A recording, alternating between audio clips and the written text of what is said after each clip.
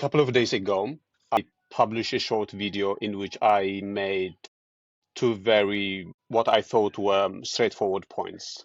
One, that the Tigray war was a genocide, and the other, that it was started by the Ethiopian and the Eritrean regimes. Now, even though I had expected that some of you would disagree with some of the points that I made in the video, you could watch the video, by the way, the previous video. I didn't quite expect the degree of disagreement. Um, a lot of the comments from people who strongly disagreed with me for one reason or another, and I'm going to go through those reasons. And there are about five of them, really, even though the video has got a lot of comments. The disagreements could really be categorized into five major sort of points, if we can call them points. And today I thought I would go through each one of them because it's very, very important that there's an understanding about what happened in Tigray. I think the the lies that people have been made to believe regarding Tigray war, first of all, they are egregious on their own terms, but also they are very, very dangerous, and they have very, very bad consequences for other peoples as well. And it's very important that people come to terms with what happened in Tigray. Now, the first one is people saying that I am biased. Now, this is largely my own fault because I began the video by conceding that I have my own bias and prejudice and all that. And I didn't quite clarify what I meant by that. But by that, what I meant was that I am a Tigrayan, and insofar as I'm interested in the politics of the Horn of Africa, it's only because I'm a Tigrayan, and it's because I care about what happened to Tigray, and it's because I care what might happen to Tigray, given that it's surrounded by enemies, really, by people, not people, but by by groups who on a daily basis threaten to attack it. So my vantage point is Tigray. And to the extent that my vantage point is Tigray, I'm going to be biased in the sense that I'm not going to be as interested in other events in the country, in Ethiopia or in the Horn of Africa as well. Now, that's not to say that I don't care about what happens in Oromia or in Amhara, and indeed I do care, and indeed I do interview a lot of people, as some of you will know. But my starting point is always Tigray, and even when I'm talking about what is happening in Oromia or in Amhara, even though again I care about those events per se, but I'm really, really interested in so much that they have relevance to uh, what might happen in Tigray. So that is what I meant when I said I have my own bias and prejudice. I wasn't saying that I am happy to that I lie or that I misrepresent or that I'm trying to mislead or that I'm trying to um, do some propaganda work for some political party in Tigray or in Ethiopia. I am not interested in any of those things. I abhor anybody who deliberately misleads people, and I'm not interested in any of that. So by bias and prejudice, that's all I meant. Maybe it was a poor choice of terminology, but otherwise, that's what I meant. That my vantage point is Tigray, and that means that my interviews and my discussions and everything I do on this channel is going to be dictated by that. And that would be reflected in a lot of things that you watch. So that's the first point. So you shouldn't, kind of, you shouldn't assume that I was implying that I am a partisan or that I misrepresent facts, or that I lie, or that I am here to push some political agenda of some political party. Although I have my own political beliefs, but that should go without saying. All of us who are engaged in pub, public discourse do have our own political agenda. So that's the first point.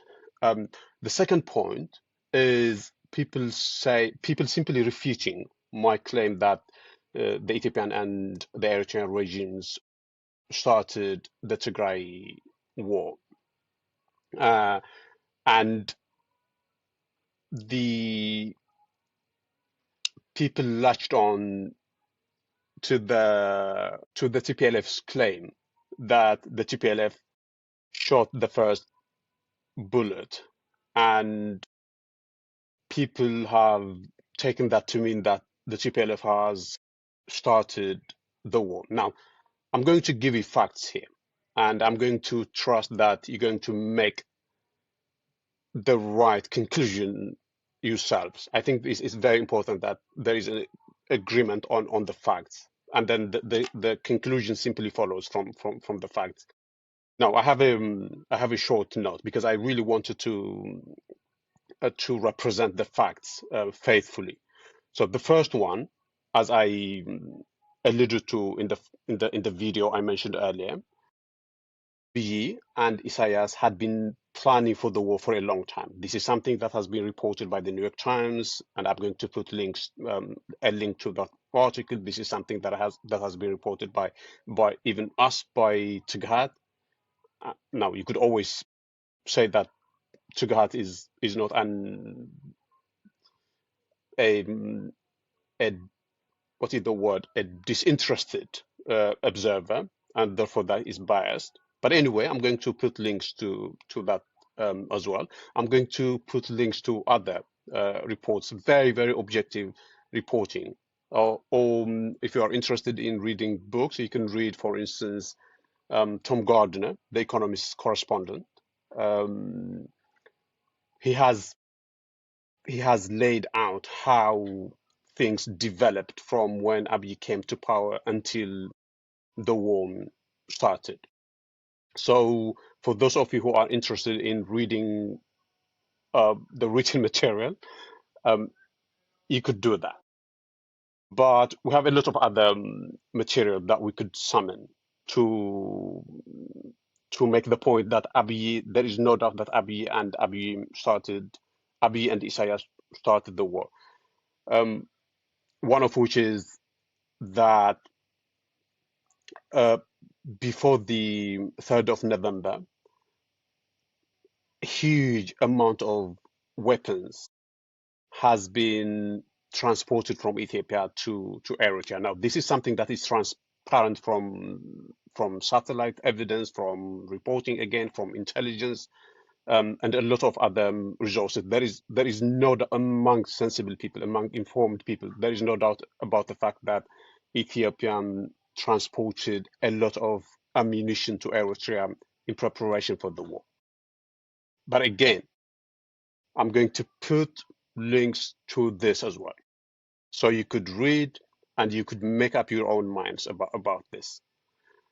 Um, and the TPLF, again, why I understand that there is no high degree of trust for the TPLF here, um, but the TPLF had written a lot of letters to the UN, to the American government, to the EU, and to the African Union, pleading with them that Abiy and Isaias were planning for war and that they should intervene. So the TPLF were very, very open. Again, I'm going to put links to these letters because we have compiled them and we have put them on Tighat. So you could see what the TPLF was trying to achieve. It was really, really trying to prevent the war from happening. Now you can criticize the TPLF for 1,000 other things, and maybe I will come back to some of them later. But you can't say that the TPLF had not tried its best to prevent war. Far, far from starting the war itself.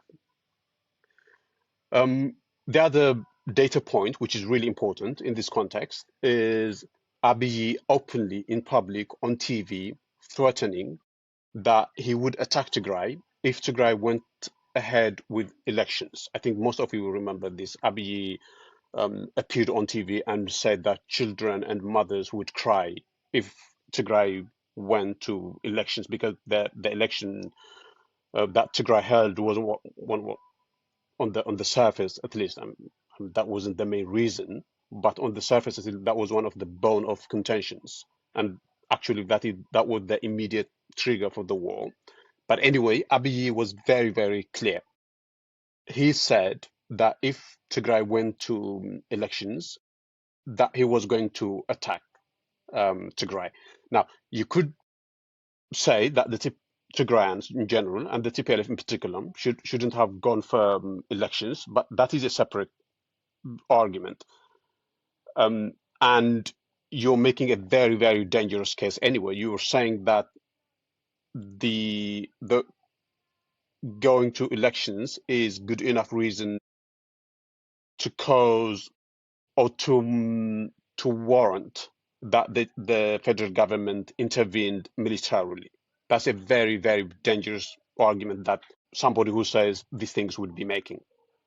But if that is the argument, then that's what you should say. You should clearly say that Abiy was right to militarily intervene in Tigray simply because Tigray held elections, apparently in defiance, as it is often called, to the federal government. Now, you could always say that. The other very important point, and this is something that a lot of people deliberately ignore, but is very, very important, is Eritrean troops were in Tigray weeks before the war officially began on the 3rd of November 2020. But Eritrean troops were around Badime, around Zalambesa, starting from October 24, I think, 2020. So it was clear they were on standby, Eritrean troops. They were told that they would attack Tigray. And they not only were they on standby, but they had breached the Eritrea-Tigrayan border and entered Tigrayan territory as well. So by the time the TPLF supposedly launched an attack against the Northern Command, as we are told, Eritreans had already been in Tigray. The Eritrean military had already been in Tigray in preparation. They were trying to synchronize with Ethiopian troops. But again, this is something that I'm making up. I'm going to put material that you could read about this as well. Now, hopefully, as some Isaiah supporters tend to say, you're not going to say we don't believe material reporting done by Reuters or by the New York Times or the Washington Post. Now, I don't remember which. I think it was Reuters who reported about the presence of Eritrean troops in Tigray before the beginning of the war.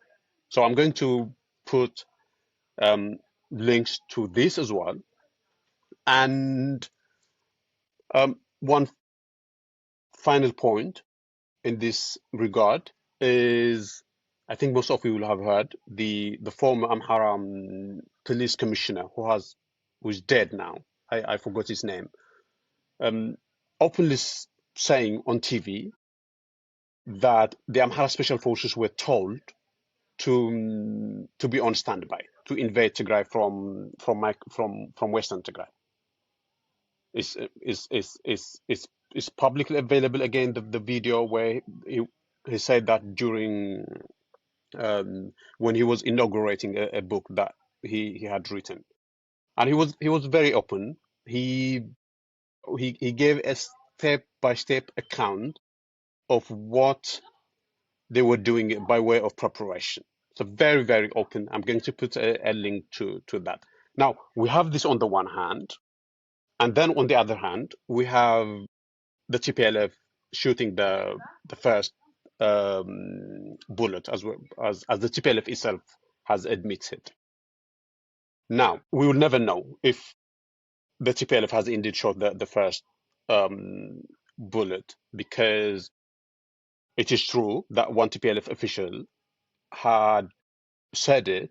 It could well be that he said it for propaganda, because the TPLF, they were very, very desperate, and they were trying to convince the Grants that they had taken control of everything, that they had commandeered the Northern Command and everything. So it could have been for propaganda, but let's grant that they indeed shot the first bullet. So what? What were they supposed to do? They they were surrounded. They could see that Abiy and Isaias and the Amhara forces were closing in on them. Everything was coming to Mekelle. What were they supposed to do in that scenario? And does it matter that they shot the first bullet, given that again Tigray had already been invaded by Eritrea? Abiy was coming. You remember what he was doing with the leadership of the Northern Command, with helicopters going to Mekelle carrying allegedly cash, but people who know, who are privy to the logistical matters, know that it was weapons. Now, of what importance is whether the TPLF has shot the first bullet or not? It's completely immaterial. The point is that the war had already been planned, and Isaias and Abiy had already made up their minds about it. They were on the way to invade Tigray. They were on the way to go and ransack offices in Mekelle and arrest officials and all that. So it was very, very, very clear. So these are the facts. Now, if given this fact, you still are of the view that the TPLF provoked the war or started the war, then by all means. But you would be delusional if that is what you are saying. No sensible person should, on the one hand, accept these facts and then conclude that it was the TPLF and not the Ethiopian and the Eritrean regimes that started the war. That would be a contradiction in terms, and that would fly in the face of the fact. Okay, so two points. First, that regarding my supposed bias. The second point regarding whom started the war. Um, and the third, I think this is really stupid, and really I shouldn't spend any time addressing or rebutting this point. But it is people saying that the TPLF had committed genocide in Amhara during the 27 years it was in power. Now, this is, I mean, ludicrous as to not warrant um, any commentary on my part. The only thing here I would say is that it is true the TPLF and its affiliates in Amhara, in Oromia, in the southern part of the country, were authoritarian. There is no doubt about that, and there is no doubt that the TPLF had a dominance in the military and in the security. No doubt about that. But also a very important thing that people deliberately ignore: there is no doubt that um, Tigray suffered the most during the TPLF era. If you were to bring a person from Mars and make them land in Ethiopia and make them visit different parts of the country, Tigray, Amhara, and Oromia, and if you were to ask them which of the regions in Ethiopia suffered the most, there is no doubt that that person would tell you Tigray, because Tigray has is at the bottom in everything, in infrastructure, in education, in everything. TPLF, because the TPLF had this misguided policy belief that the way to get legitimacy in Ethiopia was by hurting Tigray and by focusing on the places where it wasn't accepted as legitimate. So in the Amhara and in the Oromia regions. For that reason, Bahar for instance, and Adama are much, much more developed than Mekelle or any other town in Tigray. The TPLF had this bizarre belief that showing a poor Tigray to Ethiopians was a way of convincing them that it is a legitimate government. So I think I think it's very important because people tend to deliberately ignore this fact that the TPLF. Now, I'm not saying that it should have been authoritarian or that it's acceptable, but I'm simply making the point that Tigray wasn't the principal beneficiary of the TPLF era.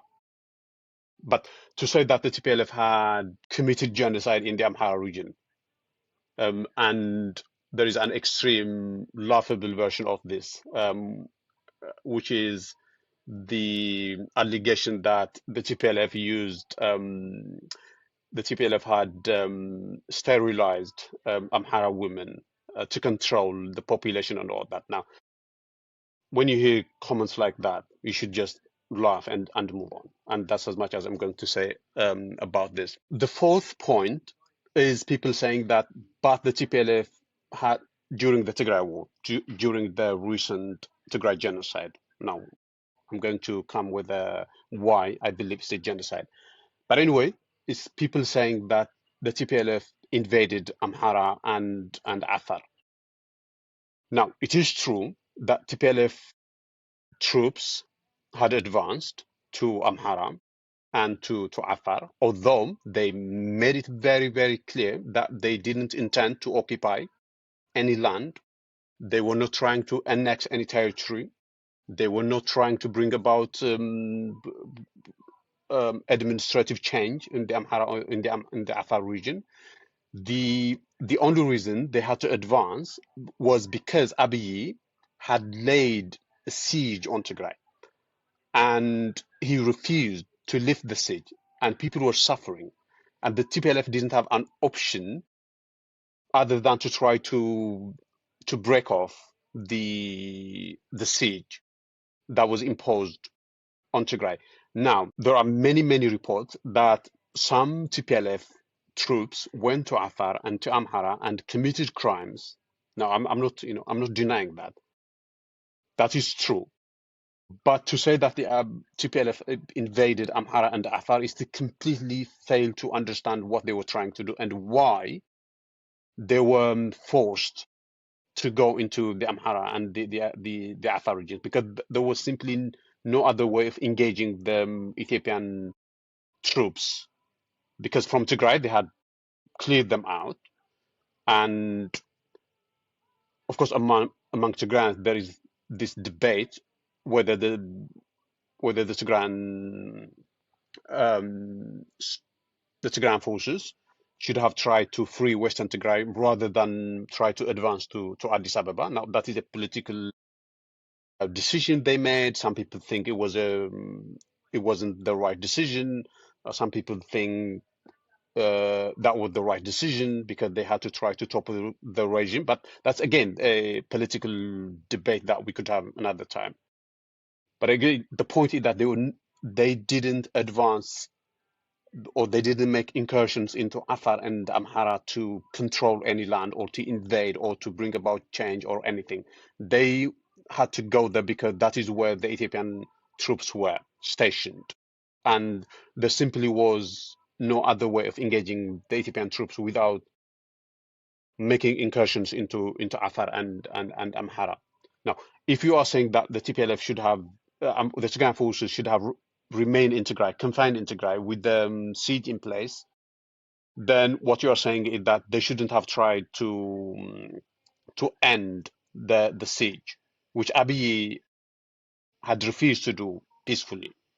Despite, again, another very important fact to mention here is that the TPLF, after the Ethiopian troops were routed out from Tigray, the TPLF had written a lot of letters to the UN again, and to the Americans and to the Europeans, telling them that they were uninterested in making advances to Amhara and to Afar if they, by the I mean the international community, could convince Abiy to end the siege and to engage in peaceful negotiations.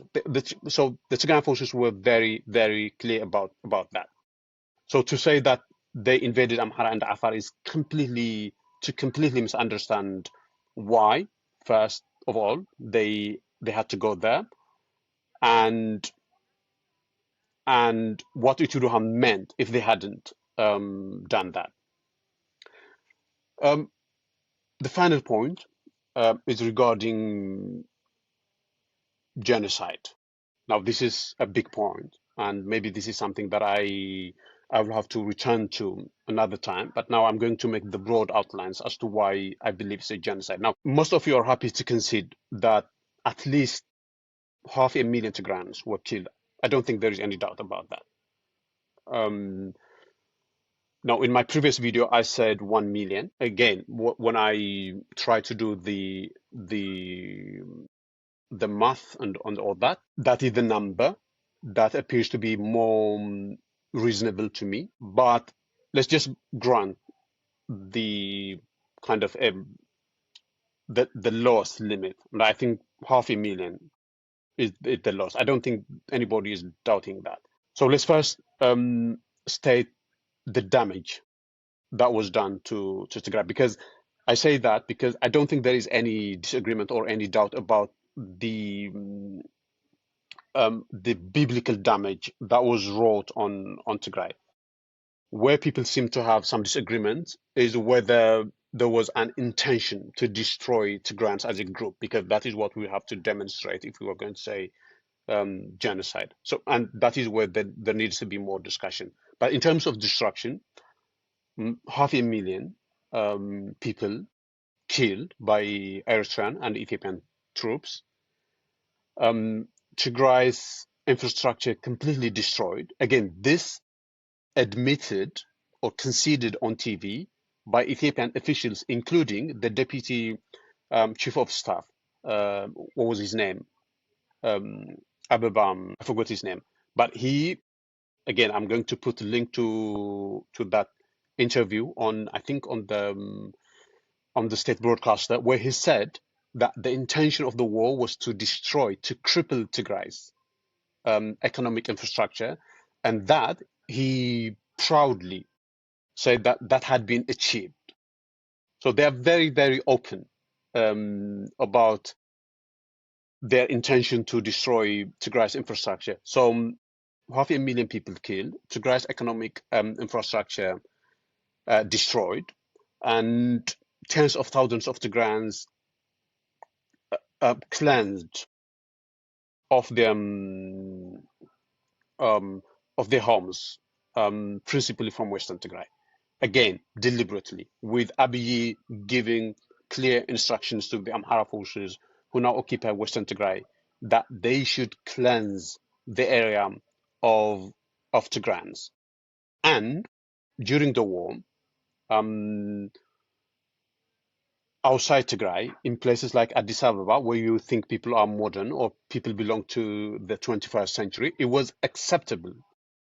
It was the norm for people to report on their fellow Tigrayan neighbors to the police, for their neighbors to be arrested.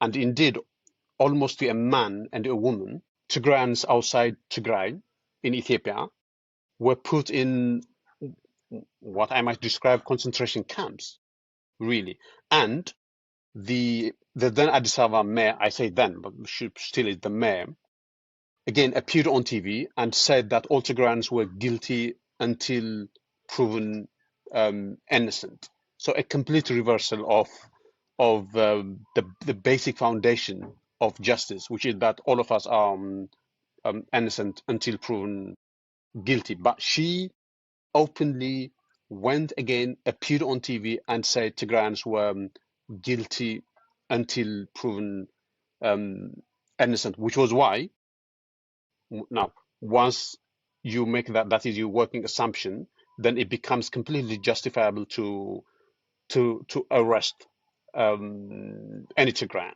So this is what happened to Tigrayans, objectively speaking, that none of you could deny, right? You would have to be crazy to deny any of the things that I mentioned, because it's something that is out there. Now, the why do we think is genocide? Because some people are saying that yes, maybe all these things happened, but it was an inevitable consequence of the war. That there wasn't any intention to destroy Tigray, but there was an intention to destroy Tigray, and it's not in the insinuations or in the implications of Ethiopian government official. The intention, they have said it on multiple occasions. Daniel Kibret has stated it. They have told to the Finnish foreign minister. They told him that they intend to destroy Tigrayans so that the Tigrayan nation doesn't um, doesn't rise again for 100 years. Abiy Ahmed was very, very clear, especially when his troops were completely destroyed in Tigray. He appeared again on TV and said the reason he was defeated, of course, that's not the word he used, but again, he said that the reason he was defeated in Tigray was because the Tigrayan people betrayed the national army. And he added that it was up to every Ethiopian citizen to take the law onto his or her own hands and mete out punishment against the Tigrayans. Now, what is more genocidal than this? What do you want him to say? If, number one, he has accused all Tigrayans of betraying the army and is giving an instruction to all Ethiopians to do whatever they want against Tigrayans. Now, I'm not even mentioning the stuff that he posted on Facebook because I already mentioned that before, and where Facebook was forced to remove. Um, I'm not even mentioning what Daniel Kibret was saying. So, what more do you want? They were very, very, very clear. And at any rate, even if they hadn't said anything, the only thing that would justify the humongous destruction in Tigray was they wanted to do that, that they intended to do that. Now, there is a silly argument that people, well, I think I'm dignifying it by saying argument, but people say that it can't have been genocide because there are Tigrayans remaining now. That if Ethiopia had wanted to destroy Tigrayans, it had the capability. But that's not the key point of genocide. The point in genocide, you don't even it's not even important that you kill people. As far as genocidal intent is concerned, the intention is to destroy a people as a group so that they don't exist as a group, as a nation. It's fine if Tigrayans if they exist dispersed um, across the globe. They are not a nation. They don't pose any challenge to the Ethiopian nation. They don't have any national aspiration. That that's that's all. So it, the fundamental point of a genocide is not killing all people. The point really is making sure that the people don't exist as a group, as a people. So you achieve that by depriving them of the means of livelihood, by forcing them to leave their lands, by destroying their political system, their economic system, their educational system, which is something that especially the Eritreans have thoroughly done in Tigray. So you shouldn't be under the impression that for something to be a genocide, all people need to have been killed. That's not the point. So I think there is a degree of misunderstanding about what the whole point is. Now, there are two things, and I have presented them as well as I could. One, the level of destruction, which none of you should deny if you of sound mind. And second, that there was an intention, there was an intent to do that. Ethiopian officials were very, very open about their intent. It's on public record. Again, I'm going to put links to those as well. So those were the five points, and thank you for listening.